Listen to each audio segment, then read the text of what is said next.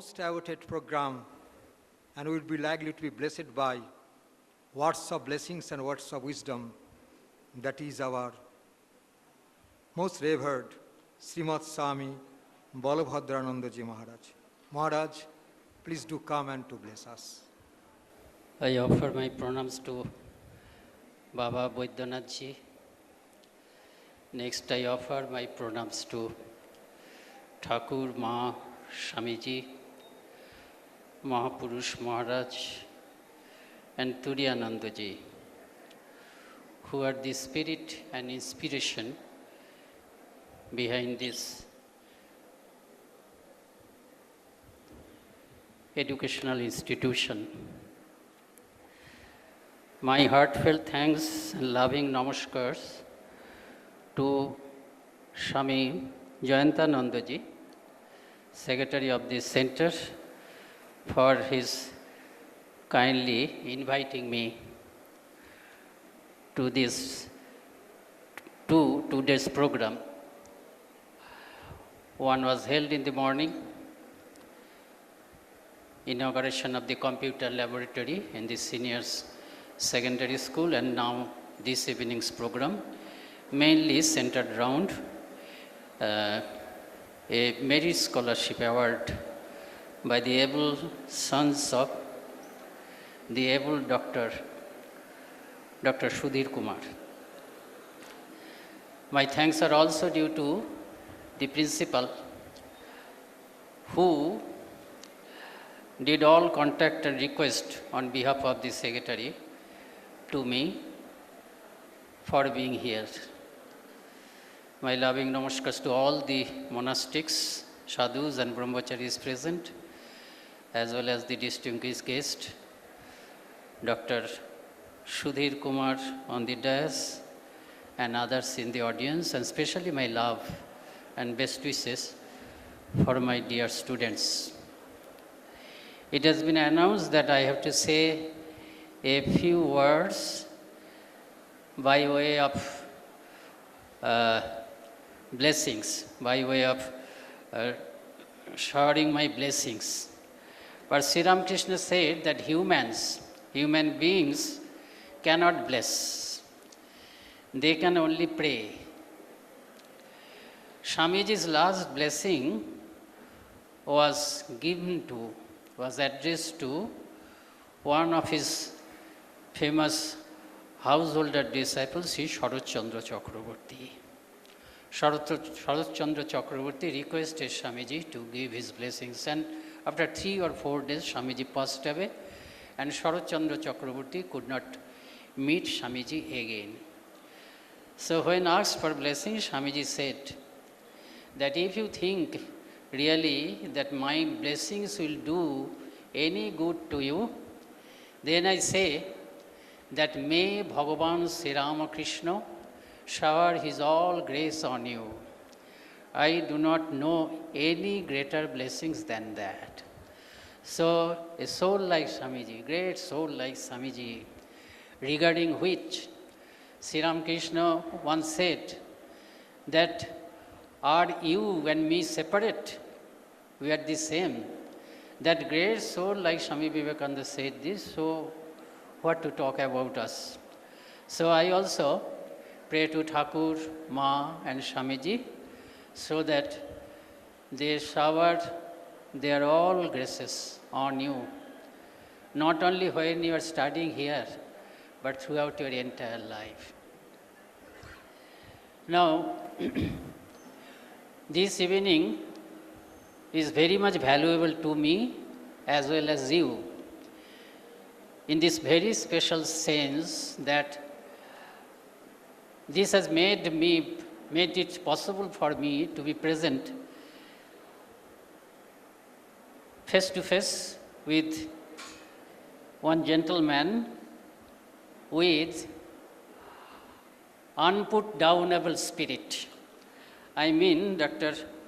Sudhir Kumar.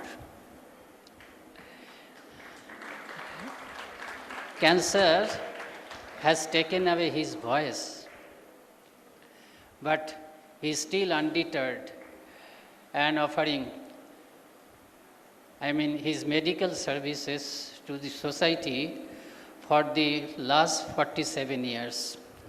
Not only that, he has motivated his worthy sons to offer this merit scholarship to the tune of more than 2,50,000, almost nearing 2,50,000 for the two students of here. I am reminded of Swamiji's famous saying. He says that I call him a traitor, Swamiji says, who, having been educated and nursed in luxury by the heart's blood of the downtrodden millions of the toiling poor, never even takes a thought for them. He is a perfect example. Whether he was inspired by this or not, I do not know. But he has followed, knowingly or unknowingly, what Swamiji has described here, what Swamiji expects of every educated gentleman, every educated citizen of India. So, you are fortunate enough to be able to study in perhaps the handful of some 10 or 12 best schools in India. Maybe there are schools who provide better education, slightly better education than what is provided here. But in one sense, you are in the top grade. None can compare with you, except for one or two others educational institutions of the very Ramakrishna mission. No other school can compare with your school and this group, because these are the only schools where both the best of our past India as well as the modern time are offered. I remember, I also, if you ever, surely in your life you'll read Swami Vivekananda's books, and books on Swami Vivekananda in originals. So I'll draw your attention, if you can remember and later read yourself, to Master as I Saw Him. A wonderful book on Swami Vivekananda, written by Sister Nivedita. Swami Vivekananda went to the West twice, once in 1893 and another again in perhaps 1899. And at that time, Turiyanandaji, at whose bidding Sadbhavanandaji established this school. Turiyanandaji and Sister Nivedita accompanied him. So, the ship has come to Eden port. There Sister Nivedita asked a question. There are many movements, regeneration of India movements for India's regeneration were current at that time. Reform movements for India were current at that time. Great leaders of our national regeneration, all famous people, those are characters of history. So Sister Nivedita asked Swamiji a very direct question. Swamiji, what is your idea? What is your opinion about other freedom, other reform movements and those who are running those reform movements, other reformers? Swamiji first wanted to avoid the questions for obvious reason, which will be obvious later. Swamiji did not want to discuss, did not want to answer the question straight away. He personally, even as Nivedita, he even personally praised some of the, he is very good man, like that. Nivedita is asking about the way of reforms they are wanting, they are trying to do. But Swamiji is avoiding that question straight away, and Swamiji is praising some of them personally. He is a nice man, or like that. So Nivedita realized that Swamiji does not want to enter into this discussion. So he thought, this topic is gone. I cannot proceed any further with this topic. But that was not the case. Whole day, this took place at around 10 a.m. But whole day, Swamiji's cabin was on the upper floor, Nivedita's cabin was on the lower floor of the ship. So Swamiji thought about this question for the whole day. Then evening, he came down himself, and he himself broached the topic. He himself started the issue. He asked me, yeah, what is my opinion about the modern day reformers? I disagree with all of them. Then he is asking questions, he himself is answering. Do you know why? To remove our superstitions, they are bringing their own superstitions. They have not learned, they do not know India. They have not met, they have not mixed closely with Indian people. They have read histories of various countries. Perhaps they have traveled to some other countries. Some system in some country had caught their fancy. And they are trying to graft that model on our society.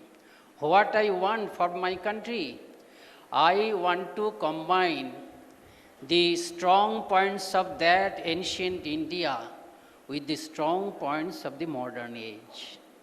All the best things of past and present.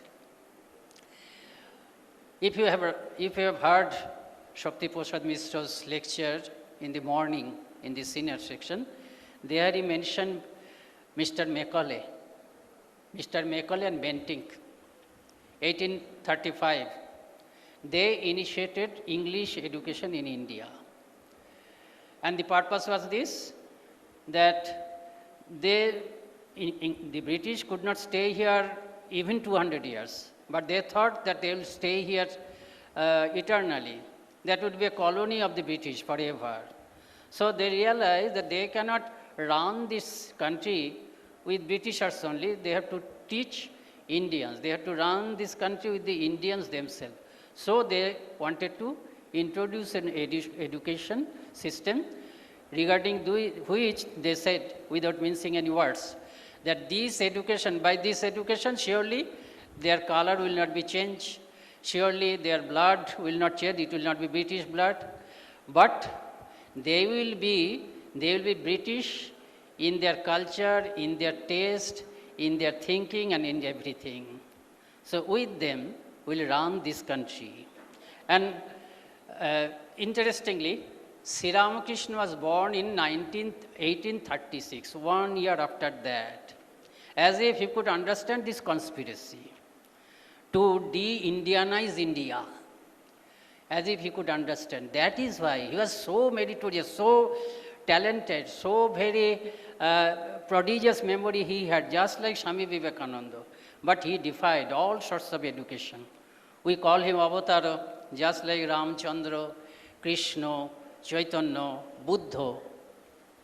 We have never seen any avatar. All of these avatars or prophets, great prophets, world-moving prophets, Sri Krishna, Ramchandra, Chaitanya, Buddha, all were highly educated, highly talented. Only this time we have got an avatar who is almost illiterate, in spite of his prodigious memory, wonderful brain, etc. It is because he could understand, he could see through this conspiracy. He wanted to show us how a man can be great on the strength of sheer humanity. That is why he rejected all sorts of this bookish education. And he was the protest against this Macaulayan way of de-Indianize India. So, what Swami Vivekananda said is correct, that the good things of the past, best things of there are many best things in the past and many good things in the present also. Swamiji wanted to combine that. That education for Ramakrishna mission was first started by Sister Nivedita. Of course, Swami Vivekananda was the inspiration behind that. When Sister Nivedita, in a very small way, for girls, Swamiji said that women's education is necessary for the masses, and that masses comprise both men and women, but more necessary, more essential for the women, because women are the mothers. If mother is educated, children will be educated. Both men and women will be educated. So girls' school was started. When Sister Nivedita passed away, you should read about not only Swami Vivekananda, you should read, when you will grow up, you should read also about Sister Nivedita. That Swami Vivekananda's influence permeated to the masses of India before independence, especially among the youth. It was largely because Sister Nivedita. So when Sister Nivedita was a figure, national figure, after Swami Vivekananda's passing away, he was the most prominent national figure acceptable to all schools of national movement. So when Nivedita passed away, Surendranath Bandyopadhyay, he was the editor of Bengali Journal. He wrote, even before Nivedita's coming, we all the leaders of national regeneration, we felt that education is the key area. Unless we develop ourselves on education, and that too for the masses, we cannot improve. We cannot arouse India like that. But we did not know what sort of education we should introduce. The model was shown to us by Sister Nivedita. That form, the spirit of that education. So that is that spirit we are following. That spirit is Swami Vivekananda's spirit, that our ancient Indians' spirituality along with that modern education. Swami Vivekananda used to say, ancient Vedanta coupled with science. So that was first initiated by Sister Nivedita. That was no formal school. After the Shargachi school was established, but this is the, as I come to know from your principal, this is the first formal school of the Ramakrishna mission. We are also in spirit, not in curricula, because time has changed, so curricula also has changed. But in spirit, we are following this. You are giving the ancient Indian education also. This Upanishad, how nicely you chanted Ganesh Bandhana, flawless. With regard to pronunciation especially, generally we cannot pronounce Sanskrit correctly. In terms of pronunciation, it was flawless. And also in terms of meters, laws, and rhythm, it was flawless. So this is that we regard ancient education. At the same time, we are digitally also advancing. This morning, that who came? Mr. Nag from NTPC came, that next generation, future civilization will be digitally very much equipped. So we are having digital education also. Other education, digital. So this ideal education we are getting. Ideal education. So what we'll say, that you are very fortunate. You have to make full use of this great scope you have got. You may not understand it now. Within 5 or 6 years, all of you, 5 or 6 years, all of you will leave these institutions. And in another 5 or 6 years, you will placed in your life. You will earn very, good salary also. At the same time, you will be in position where you will have good respect also. At the same time, you will be able to contribute to society. So don't forget this.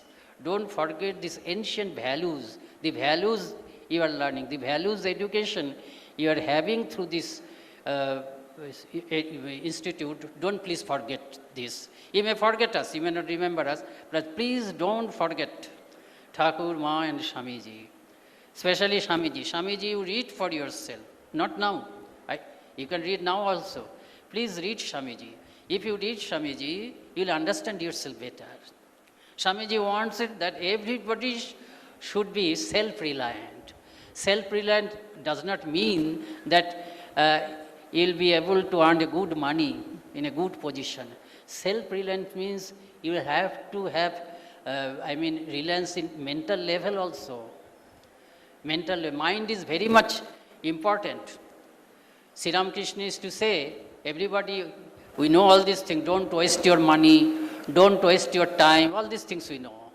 This wastage refers to, in the case of time and money, all these things, wastage of assets, etc. But Sri Ramakrishna said, don't waste your mind. Don't make bad use of your mind. So learn to watch your mind. Learn to watch your mind. Try to have a healthy mind. For healthy body, what we do? Healthy body, true broad means we follow. We take healthy and hygienic food, as well as we take regular exercise. So for mind also we have to do. For a healthy mind also we should do that. What is the healthy food we have to take for mind? These are the healthy food. Good discussions are taking place. Vidya is providing you healthy food. You are studying physics, you are studying computer, you are studying literature, good literature. These are also providing you healthy food. Also, which deals with your inner being, the spiritual talks, our ancient heritage, our ancient rituals, which who have left it behind for us, their legacy. So these are providing you healthy and hygienic food for mind. What you are, we have taught you, we have shown you where from you have to have this healthy food for your mind. At the same time, regular exercise of mind is also required, that is meditation. That is singing these bhajans. What you do, Khandana Bhavo, and these songs, etc. Regular meditation. Some of you might have taken Diksha also, repeating God's name. So this will not be taught anywhere.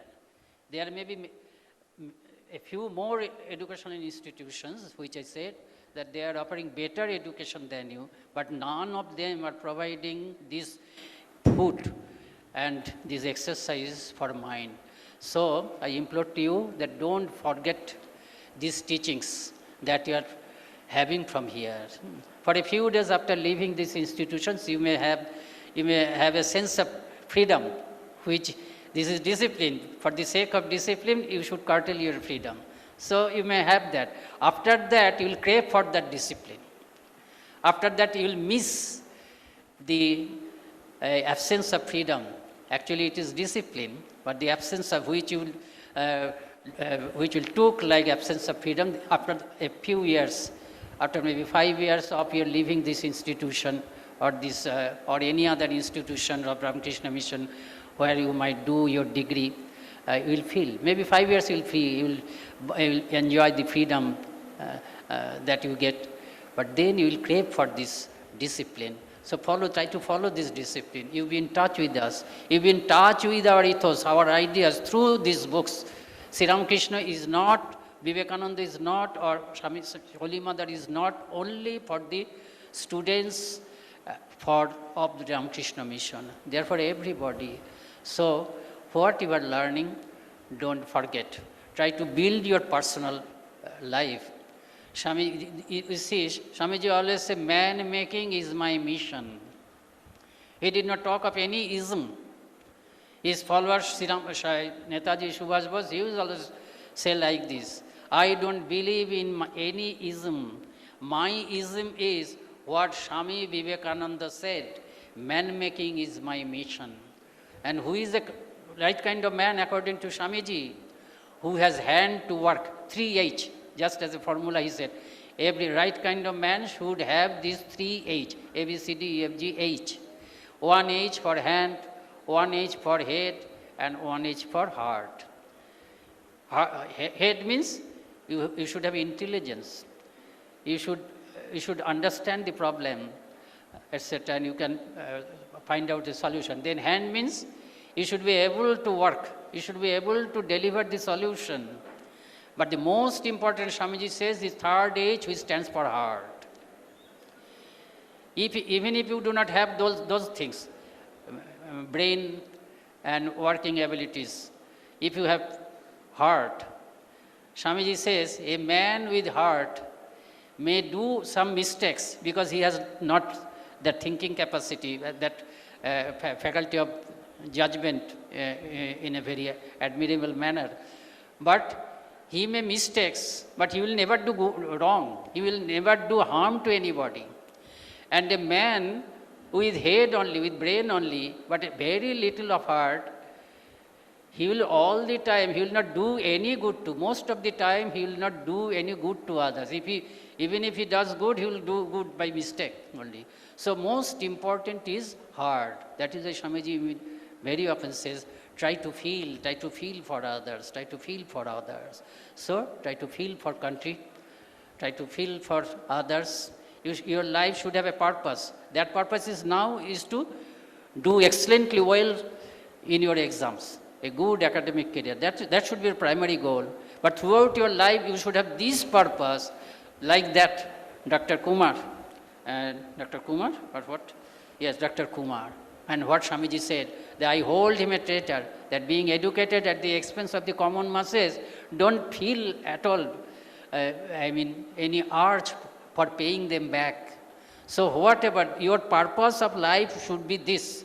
Immediate purpose is excel in exams, etc., have a good career. Yes, that must be there. You must be very focused on that. But that will be done. Within 10 years, everything will be accomplished.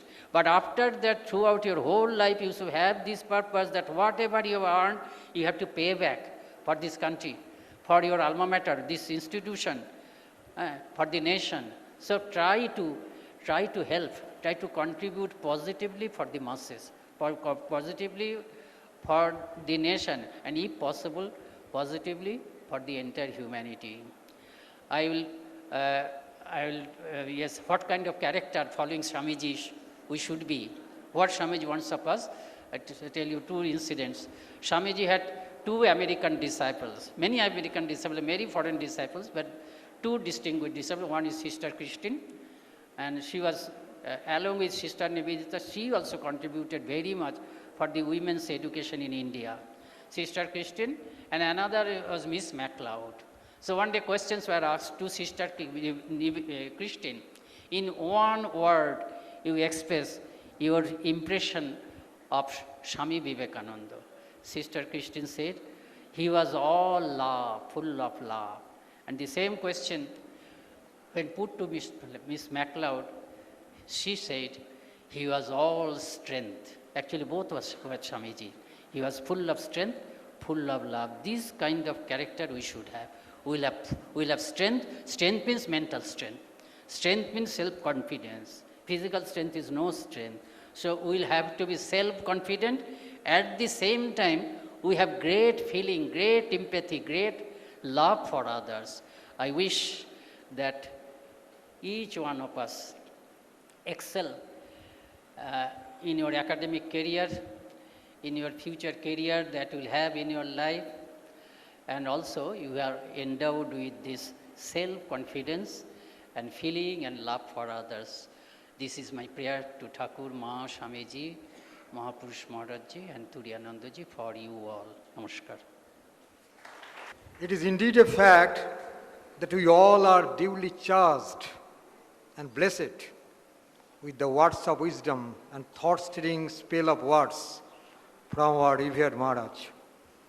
His chosen of words are simple, but filled with the gravity of thoughts, and some musts for our dear boys to be followed in day-to-day life and every future endeavor, and hope and are duly believe or fervently believe.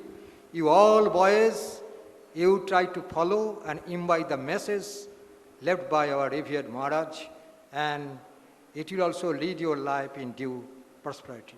My reverential thanks to revered Maharaj. Once again, I would like to offer my pranams at the lotus feet of our revered Maharaj.